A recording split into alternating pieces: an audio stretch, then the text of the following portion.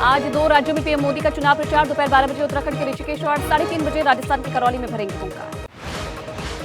अमित शाह का आज मध्य प्रदेश और महाराष्ट्र में चुनावी दौरा। एमपी के मंडला और कटनी में करेंगे जनसभा। शाम को महाराष्ट्र के नांदेड़ में भरेंगे हुंकार। आज राजस्थान के रण में उतरेंगे राहुल गांधी। दोपहर 1 बजे बीकानेर के अनूपगढ़ और दोपहर 3:30 बजे जोधपुर में लोगों को करेंगे संबोधित। रक्षा मंत्री राजनाथ सिंह आज मध्य प्रदेश में भरेंगे हुंकार। दोपहर 12:30 बजे रीवा के मुगंज और दोपहर 2:30 बजे सतना के नागौद में जनसभा को करेंगे संबोधित। यूपी के संभल में चुनावी सभा के दौरान राजनाथ सिंह का विरोधियों पर हमला। समाजवादी पार्टी को बताया समाप्तवादी पार्टी और कांग्रेस के हाथ को बताया झूलता पंजा। आज महाराष्ट्र के चुनावी रण में उतरेंगी बीएसपी प्रमुख मायावती। नागपुर में जनसभा को करेंगी संबोधित। आरएलडी प्रमुख जयंत चौधरी आज सुबह 10 बजे दिल्ली में करेंगे प्रेस कॉन्फ्रेंस। इसके बाद गौतम बुद्ध नगर और मथुरा में जनसभा को करेंगे संबोधित। कांग्रेस नेता रणदीप सुरजेवाला को आज शाम 5 बजे तक केंद्रीय चुनाव आयोग को देना है जवाब। हेमा मालिनी को लेकर दिया था आपत्तिजनक बयान। बीजेपी सांसद के दावे से झारखंड की सियासत में उबाल। निशिकांत दुबे ने सोशल मीडिया पर लिखा चंपई सोरेन को कल्पना सोरेन के लिए सीएम पद छोड़ने का मिला फरमान। मैनपुरी के मैदान में उतरे योगी के मंत्री। बीजेपी ने जयवीर सिंह को बनाया उम्मीदवार। मुलायम सिंह की बहू डिंपल यादव से होगा मुकाबला।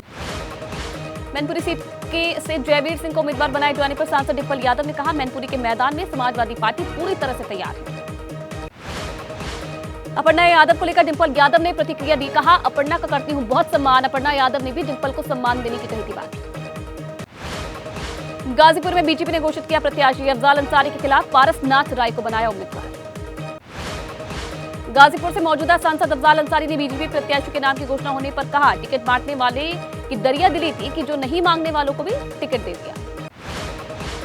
लोकसभा चुनाव के लिए समाजवादी पार्टी का घोषणा पत्र जारी। 2025 तक जातिगत जनगणना कराने का वादा। किसानों को एमएसपी की भी घोषणा की।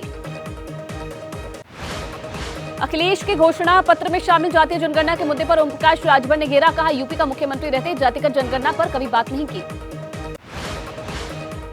यूपी के डिप्टी सीएम ब्रजेश पाठक ने समाजवादी पार्टी पर कसा तंज। कहा करारी हार के डर से पार्टी अध्यक्ष समेत तमाम बड़े नेताओं ने छोड़ा चुनाव का मैदान।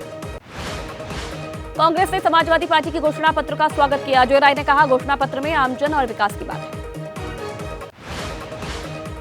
मुरादाबाद में आजम खान और सांसद एसटी हसन के नाम पर वोट मांग रहे बीएसपी प्रत्याशी इरफान सैफी। कहा मुस्लिम लीडरशिप को खत्म करना चाहती है ज्यादातर पार्टियां। गया से केंद्रीय गृह मंत्री अमित शाह ने भ्रष्टाचार करने वालों को चेताया। कहा नहीं बचेगा एक भी भ्रष्टाचारी। बिहार की सभी 40 सीटों पर जीत का दावा किया। बिहार में सभी 40 सीटों पर अमित शाह की जीत के दावे पर बोले कांग्रेस नेता अखिलेश सिंह। कहा अमित शाह मुंगेरी लाल के हसीन सपने देख रहे हैं।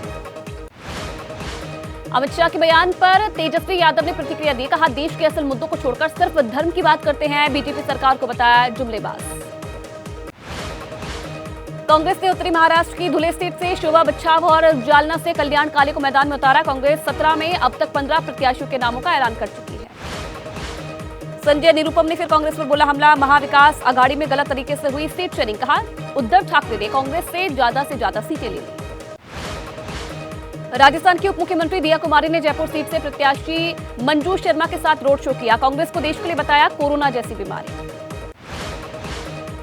मध्य प्रदेश कांग्रेस अध्यक्ष जीतू पटवारी ने संभाली प्रचार की कमान। हेलीकॉप्टर से महाकौशल और विंध्य इलाके में पहुंचे शहडोल में आदिवासियों का ने स्वागत किया।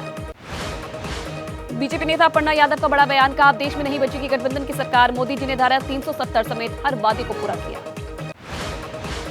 सिक्किम दौरे पर बीजेपी के राष्ट्रीय अध्यक्ष जेपी नड्डा। गंगटोक में कोर कमेटी के सदस्यों के साथ बैठक की। चुनाव की रणनीतियों पर मंथन हुआ।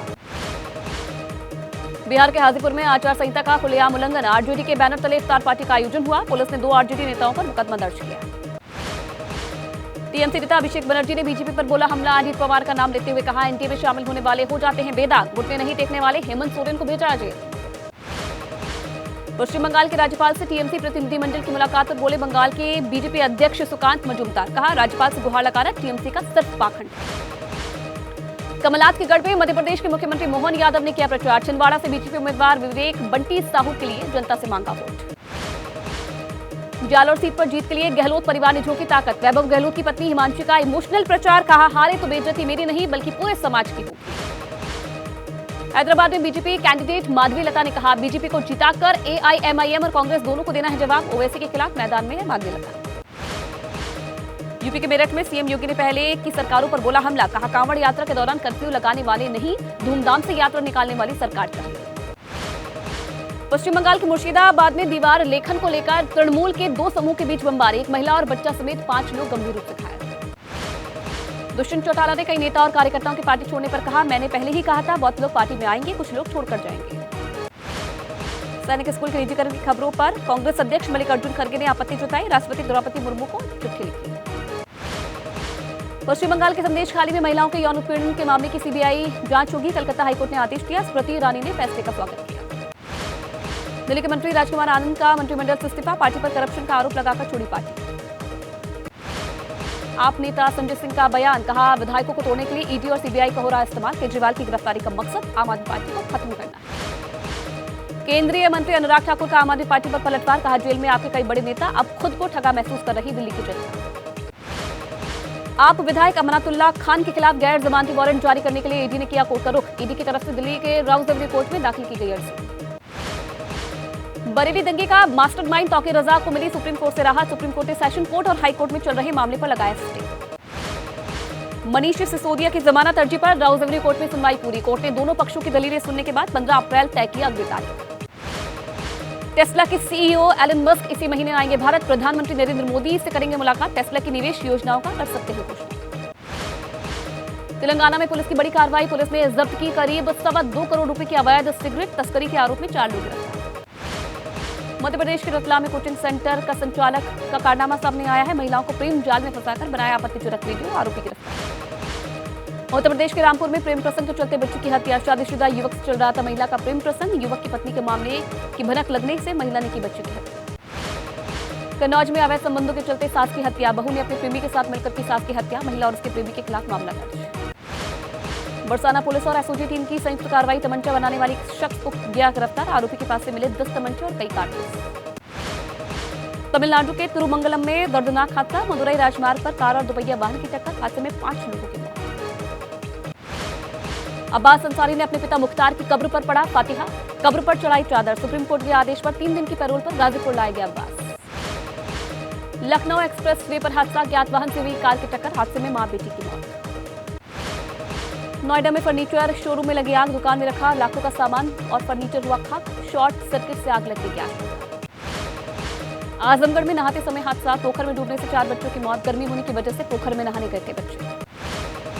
राजस्थान के जालौर में पाक स्थापितों के लिए लगाया गया पंजीकरण शिविर, कैंप में 7 परिवारों के 27 लोगों ने कराया रजिस्ट्रेशन। धर्मशाला के धौलाधार में फिर से बदला मौसम का मिजाज, ऊंचाई वाले इलाकों में हुई बर्फबारी, धर्मशाला पहुंचने वाले पर्यटक उठा रहे बर्फ का लुत्फ। नवरात्रि के तीसरे दिन आज हो रही मां चंद्रघंटा की पूजा, दिल्ली के झंडेवाला मंदिर में सुबह से ही श्रद्धालुओं की भारी भीड़। नवरात्रि पर अयोध्या पहुंच रहे बड़ी संख्या में श्रद्धालु, सरयू घाट पर हुई आरती में बड़ी संख्या में जुटे यात्री। ओडिशा के बालासोर में चड़क मेले में बड़ी संख्या में जुटे लोग, चंद्रेश्वर मंदिर में आशीर्वाद लेने के लिए दूर दूर से आ रहे यात्री। वहीं आज देश भर में धूमधाम से मनाई जा रहा है ईद का त्योहार, देश के कई हिस्सों में कल शाम नजर आया ईद का चांद, एक दूसरे को मुबारकबाद दे रहे हैं। प्रधानमंत्री नरेंद्र मोदी ने देशवासियों को दी ईद की बधाई, सोशल मीडिया पर लिखा, ईद के मौके पर करुणा, एकजुटता और शांति का संदेश दें। ईद को लेकर राजधानी दिल्ली में सुरक्षा के कड़े इंतजाम, लोगों से शांति के साथ ईद पर्व मनाने की अपील। राजधानी दिल्ली में ईद की रौनक, हजरत निजामुद्दीन दरगाह को रंग बिरंगी लाइटों से सजाया गया। बेंगलुरु में धूमधाम से मनाई जा रही ईद, शिवाजी नगर में ईद पर की गई खास तैयारियां, एक दूसरे के गले मिलकर लोग दे रहे बधाई। लद्दाख, केरल, जम्मू कश्मीर में बुधवार को मनाई गई ईद, लोगों ने ईद की नमाज अदा करके अमन चैन की दुआ की। आईपीएल में आज मुंबई इंडियंस और रॉयल चैलेंजर्स बेंगलुरु के बीच होगा मैच, शाम 7:30 बजे मुंबई के स्टेडियम में खेला जाएगा मुकाबला, दोनों ही टीमें अब तक एक-एक मैच जीती है। जयपुर में खेले गए मुकाबले में राजस्थान रॉयल्स की हार, गुजरात टाइटंस ने 3 विकेट से दी पटखनी। गुजरात टाइटंस के कप्तान शुभमन गिल ने टॉस जीतकर पहले गेंदबाजी का फैसला लिया, राजस्थान की टीम ने गुजरात के सामने रखा था 197 रनों का लक्ष्य।